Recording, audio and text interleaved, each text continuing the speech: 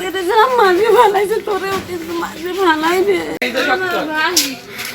আমার ভাই বাঁচাও আল্লাহ আমার বাইরে বাঁচাও এই তুই সোজা আসো এই ভারতের লোক ছিল বাংলাদেশে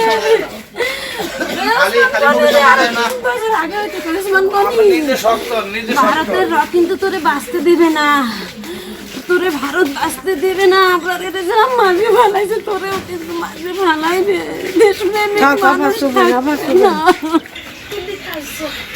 আমার বাইরেতে গুলি মারছে কি হইবে আর সাংবাদিক দিয়া বাংলাদেশ বাঁচাও বাংলাদেশ বাঁচাও সরো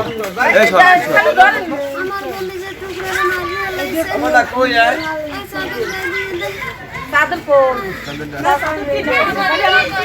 ভারত বিরোধী লেখা লেখে বাংলাদেশ পন্থী লেখা লেখে ওর রন্ধে রন্ধে দেশপ্রেম প্রত্যেকটা শিরায় উপসুরায় দেশের জন্য জীবন দিয়েছে।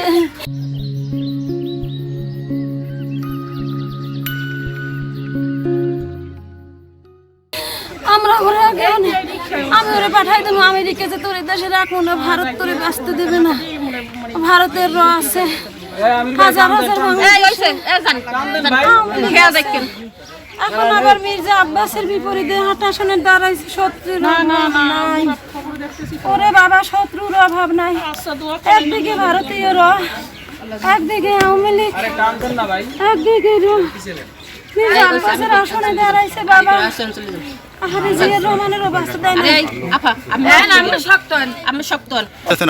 যার একবারে পা থেকে মাথা পর্যন্ত সম্পূর্ণটাই হচ্ছে দেশপ্রেম। এই রাস্তা ওই শাহবাগ মোড়ে যা বলে ও ঘরের ওয়াইফের সাথে একই কথা বলে, ভাইয়ের সাথে একই কথা বলে, মায়ের সাথে একই কথা বলে। অতএব এই বাংলাদেশে যে এত স্বচ্ছ মানুষের রাজনীতি যে খায় না সেটা আমরা আগে থেকে ওকে বলতাম, কিন্তু ও বলছে না কারো না কারো তো শুরু করতে হবে। ও মূলত সেইটাই শুরু করছে। এখন আমরা জানতাম যে এই ধরনের ঘটনা ঘটতে পারে। এক হচ্ছে তাই সে হচ্ছে আওয়ামী বিরুদ্ধে, আর আওয়ামী বিরুদ্ধে না, সে হচ্ছে ফেসিবাদের বিরুদ্ধে। দ্বিতীয়ত হচ্ছে সে হচ্ছে যে যত প্রকার অনিয়ম বাংলাদেশে যত অনিয়ম কালচার চলতেছে প্রত্যেকটার সে বিরোধিতা করে। এত স্বচ্ছ মানুষ তো এই বাংলাদেশের রাজনীতি ভাই আসতে পারে না। আমরা সেই জন্য ওকে বুঝছি যে একটু ব্যালেন্স করো ভাই, ব্যালেন্স ছাড়া তো এই দেশে টেকা যাবে না।